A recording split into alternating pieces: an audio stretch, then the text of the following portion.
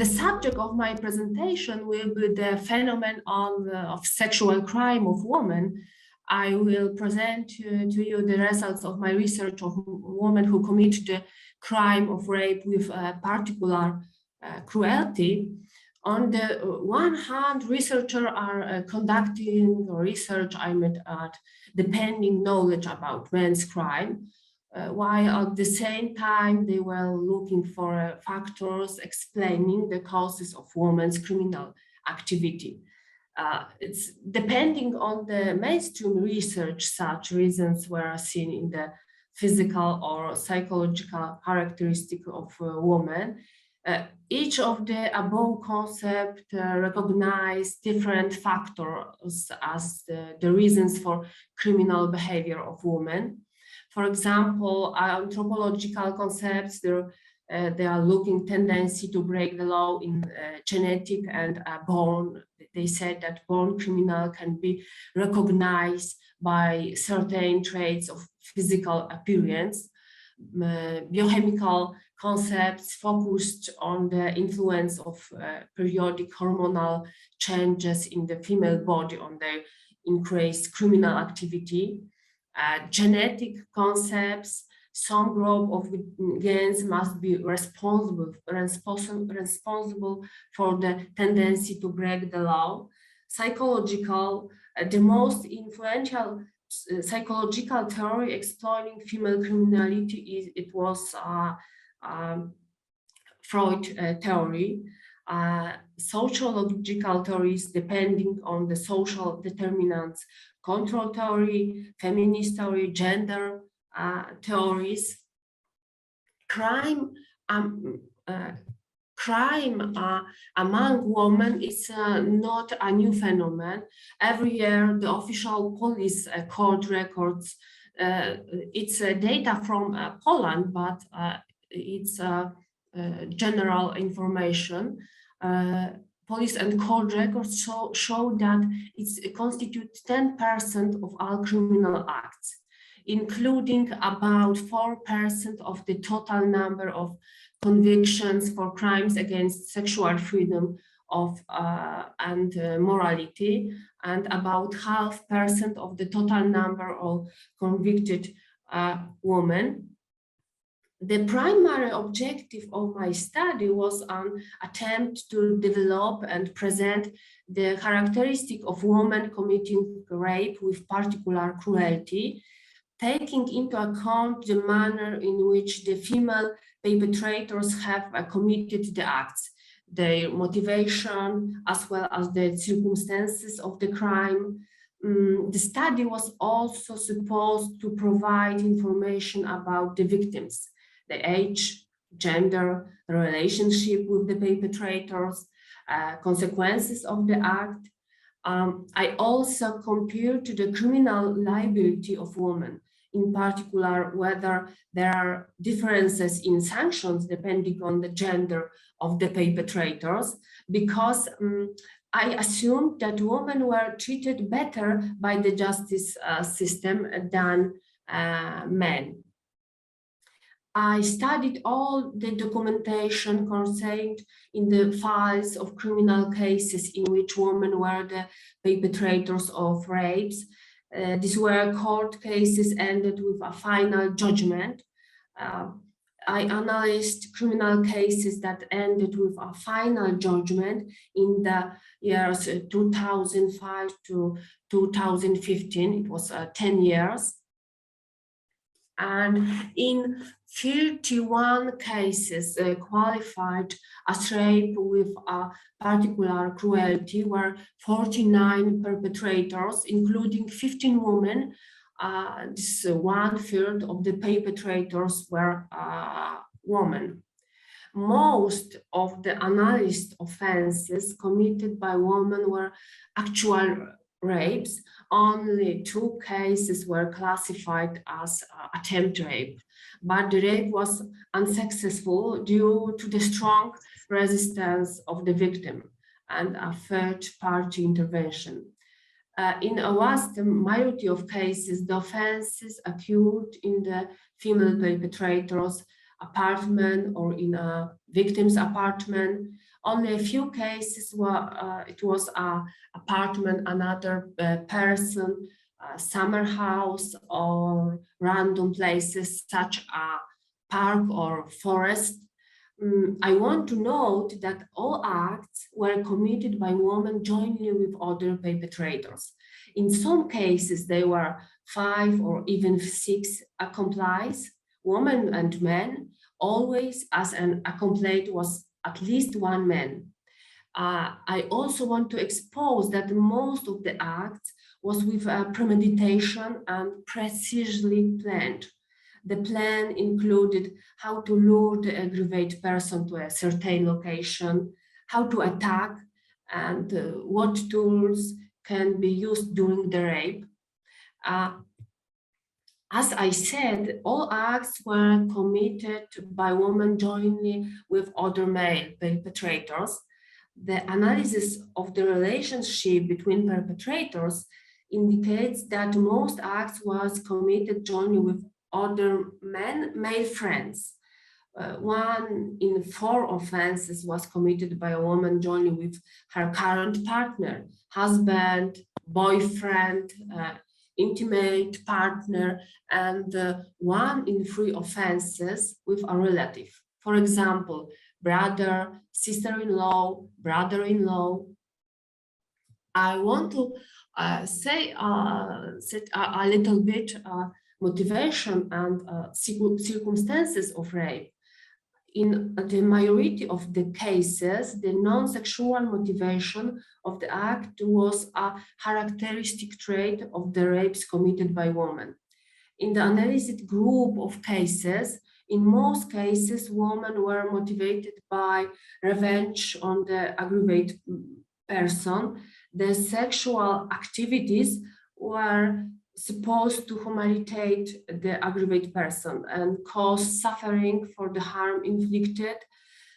Sexual satisfaction wasn't the goal. I want to point out that the harm which was the motive for commission of rape had various origins: unpaid debt, gossip, betrayal. Less frequently, rape committed by women occurred in social meetings. Perpetrators and the aggravated person were under the influence of alcohol. The sexual motivation appeared during participation in a social meeting. I also want pointed that all acts was jointly with men. The last type of motivation refers to situation where women and youth are helpless, where the victims was a very young person, and the woman with a partner man use it. I want to also say a little bit about female perpetrators commit rapes. In all cases in which women committed rape, women use various objects to imitate sexual intercourse. For example, it was a rod, stick, bottle, vibrator. It was extremely brutal acts. In almost all acts, women use physical aggression. In most often acts, women use also verbal aggression. And the characteristic woman who was sexual offenders, most of the women were currently in a relationship. They age usually up to 40 years of age, half of which are women under 30 years. The youngest woman convicted for rape was 17 years old. The average age of the female perpetrators was 34 years. Education. it was a woman with a low level of education, more than half, and primary or lower education. Most of women who committed rape were under the influence of alcohol during the incident. Based on the analysis of the documentation contained in the cases files, in the term of addiction, it can be said that most women were found to be addicted to alcohol. All women were diagnosed with psychopathic personality. 58% diagnosed women were found to have personality disorders. And a little bit about criminality. 30% women had previous experience with crime.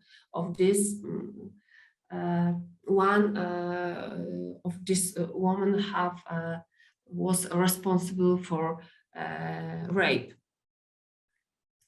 I want to say about characteristic of the aggravate person, the age. In the vast majority of cases, they were young. It was young people up to 30 years of age, of which 33 were under 15 years age. In the majority of cases, the aggravate persons were women. Men constitute slightly more than 25% of the aggravate persons.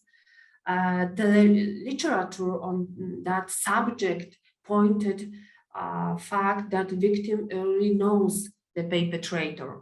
Looking at the female sexual offenders in the vast majority of cases, the women know the aggravate person. In only 2 cases, the aggravate person was a stranger to the female perpetrator. However, it should be stressed that the acts were committed by women jointly with other person, with a man, and the victim was in some sort of relationship with the other perpetrator. Detailed analysis of the empirical data concerning the relationship of the aggravate person and the female perpetrator of the offense indicates that in most cases it was a friendly association. 2 cases, the perpetrators and victim were related, daughter, stepdaughter. Also, in the other 2 cases, the aggravate person was living in neighbors. In the population examined, most of the aggravate person were under the influence of alcohol during the offense. I want to say also about penalty. The penalty for rape with particular cruelty in Poland, it's imprisonment for a time not less than 5 years. In my group, women were convicted of rape with particular cruelty for an average of 3 to 5 years. Only 13% cases was the penalty higher. I want to point it that the court often applied a reduction of the sentence to women, but didn't do this when a man was a raper. Women were treated more lightly by the justice system than men. Thank you for your interesting my